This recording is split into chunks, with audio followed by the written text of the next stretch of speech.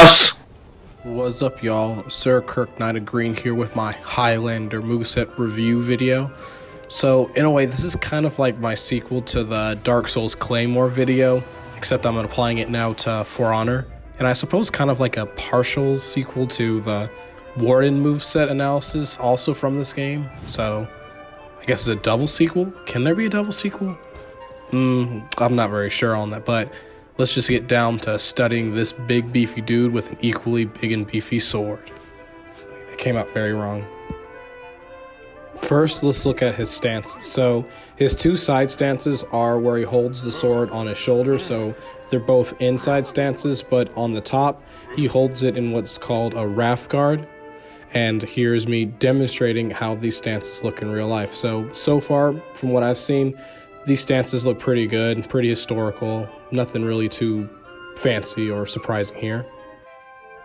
So now we have his stances in his offensive moveset. So the two side ones are rear, or also known as long tail guard, as his top is a modified version of the Wrath with one hand.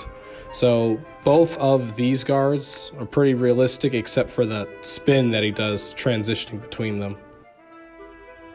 Looking at his light attacks from neutral stance, they really seem to be pretty good if you ask me. He does an opening half sword swing, which is when he takes one of his hands and puts it on the blade to use it to increase his leverage on the strike. And then the second swing is both hands on the handle. So looking at it, it seems interesting that he would start off half swording versus doing the long range slash first, then go to a half swording when the opponent moved closer. But I mean, overall the swings are pretty good. He doesn't overswing them, and they seem pretty decent overall. Now for me demonstrating it, yeah, I'm not too good at trying to replicate this. I mean, I'm trying my best, but this was taken a while ago, so I feel like if I recorded them now, I'd probably be a bit more fluid, a bit cooler with these swings, but it's pretty good, I think, so far, what I'm doing. Now we're looking at his heavies.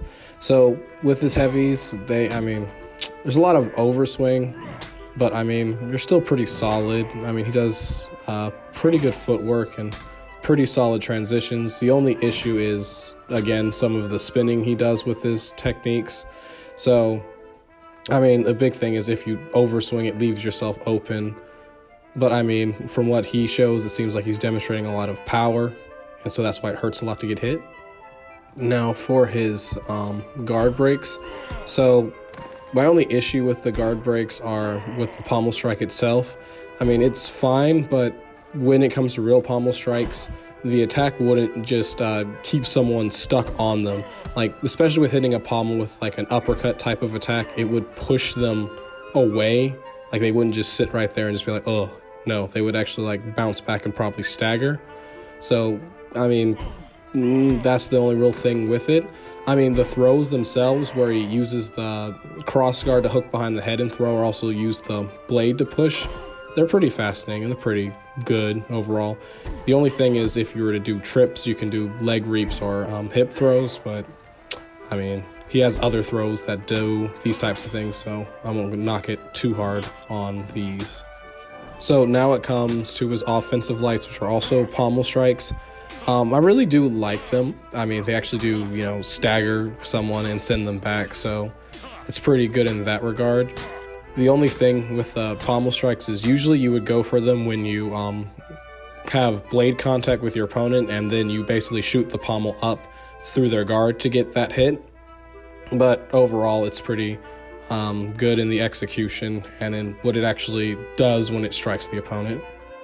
Now for his offensive stance heavies, they're pretty good swings. He doesn't really overswing them, doesn't overcommit, but again, as with a lot of these moves in For Honor, the only thing is sometimes he does spins with it, and realistically you wouldn't spin with these types of moves, but the executions themselves are good. So other than that, I really like how these swings are performed and how they're just how they just work. They're just fun to look at, fun to do. Pretty simple stuff, nothing anybody can't really do, honestly. Now we're getting a bit in goofy territory. The kick, his famous kick. Realistically, you wouldn't do kicks like this just from a neutral stance because you'd just be thrown off balance and someone would punish you pretty hard. But if you were in a blade bind and say, you locked up both your blade and your opponent's blade, then a kick like this could be useful for throwing them off of you, so getting some distance and resetting the situation. So it's useful in that circumstances, but not just, straight up from the get-go. You wouldn't really see this. Now for his infamous caper toss. I don't really see how in the middle of a sword fight you would just run up and just grab somebody and throw them down.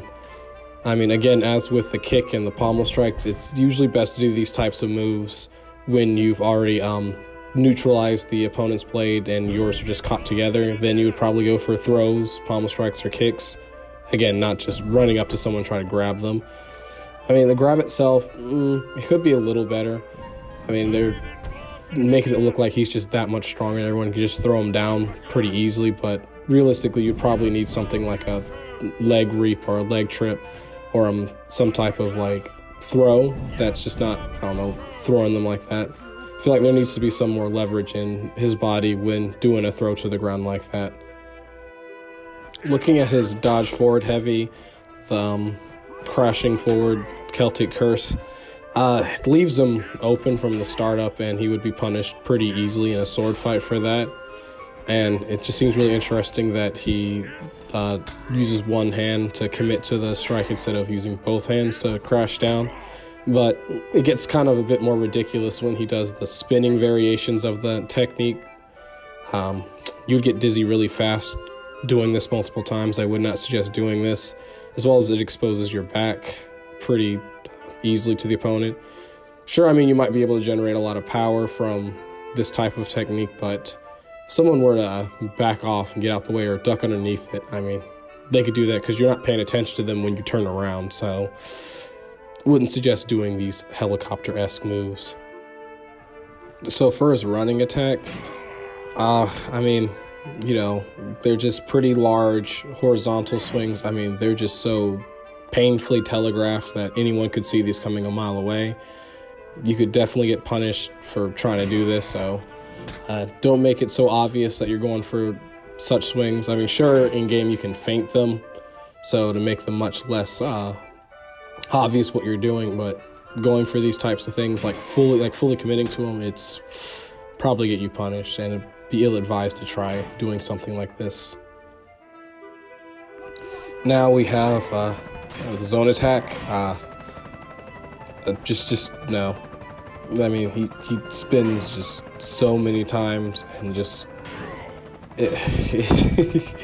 looks goofy if you ask me, especially when the commander in breach mode does it. It just looks so goofy to me, and it's just ridiculous how much damage it does, how effective it's supposedly supposed to be, but no, you would make yourself dizzy and tired real quickly just doing this, and you would definitely get hit well before you probably could finish doing something like this. So and this is probably one of the worst defensive, just Beyblading and spinning to win, so no, not even. So looking at Highlander's parries, I would say that his best parries are from the side. The only thing, though, is that when he does it, he puts his blade on a diagonal and throws the opponent's weapon across their whole body, when in actuality, this type of parry, you would actually just let the blade slide downwards, and then you would go for an attack on the other side. You wouldn't try to push it back up. You just, again, let it slide down. And his top parry, it's really hard to pull something like this off without the blade just pushing through your guard. But on the flip side, when he does the half-sorting crushing counter-strike, I personally like it because he essentially uses the blade to deflect it to the side, which is how you would do it, instead of trying to throw it completely to the opposite side. So again, he just pushes, he let it slides off the side and uses that momentum to sort of power his blade to push through an attack, which I find pretty interesting. pretty good stuff here. And Warden also had a similar technique with his top light, so seeing on a Highlander makes me happy here too. So for the rest of the video, it's just me demonstrating some of the swings, except I just take out the unnecessary spins, and I remove a lot of the overswing, so to keep everything more tight, as well as, you know, for this clip I added a bit of thrusting. So really overall, I like what Highlander does with most of his attacks, with a few exceptions of, you know, ridiculous spinning and doing some nonsensical things.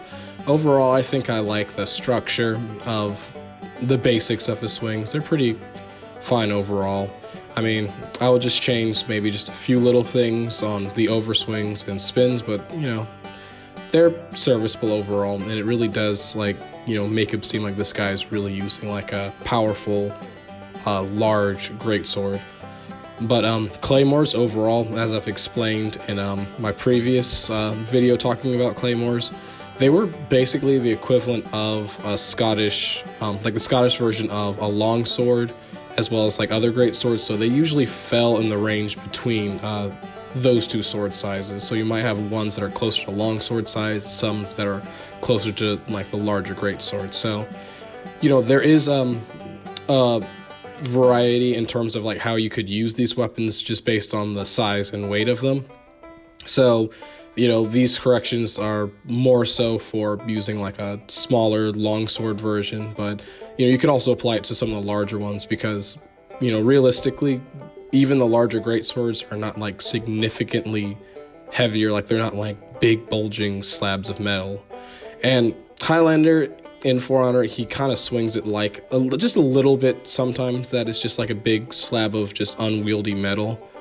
So again, it's not terribly bad, and it has some merit to it, especially like the crush and counter lights, the half sorting, and, you know, even the Highlander gets some murder strokes at his execution. So, you know, overall I think I like the hero and how he performs.